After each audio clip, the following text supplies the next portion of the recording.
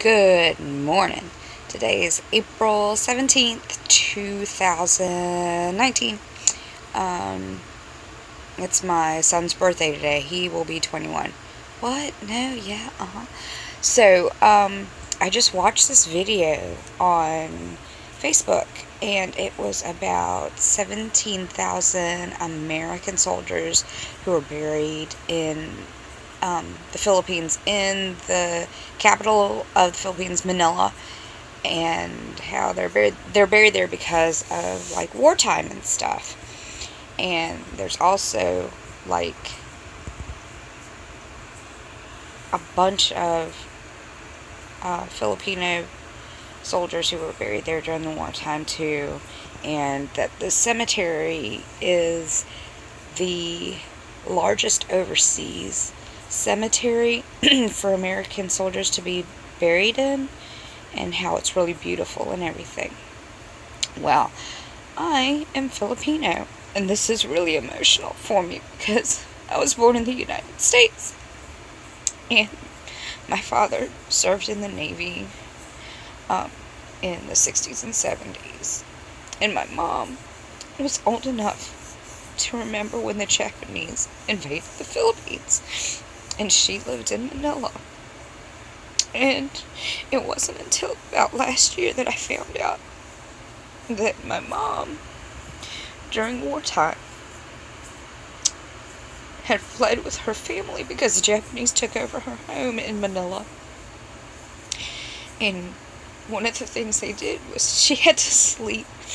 They had to dig holes, and she had to sleep in the ground. I never knew about any of this. I knew about the stuff with my dad, as far as, he's a little bit younger than my mom, and so I kind of knew about things about him in the Philippines. But I grew up in an area in the United States, in Virginia, in a teeny tiny small town. Well, it's smaller than most places anyway, called South Norfolk. And when I went to school, I only went to school with maybe 5 Filipino families. And all of them are like me.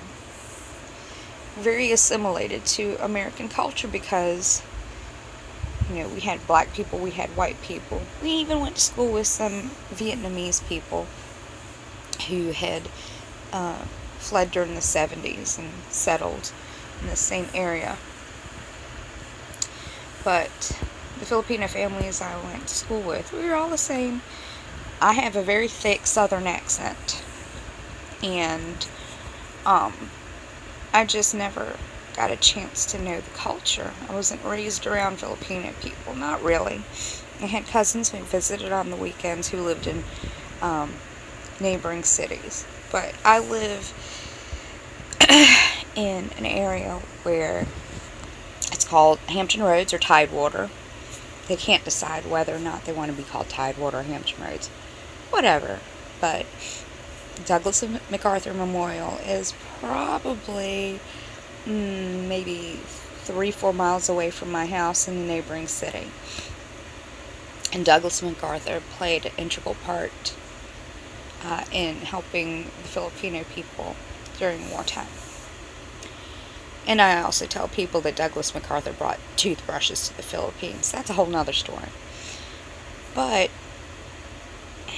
I was so moved by this video because although my skin and my hair and the way I look is very, very Filipino, I'm not Filipino.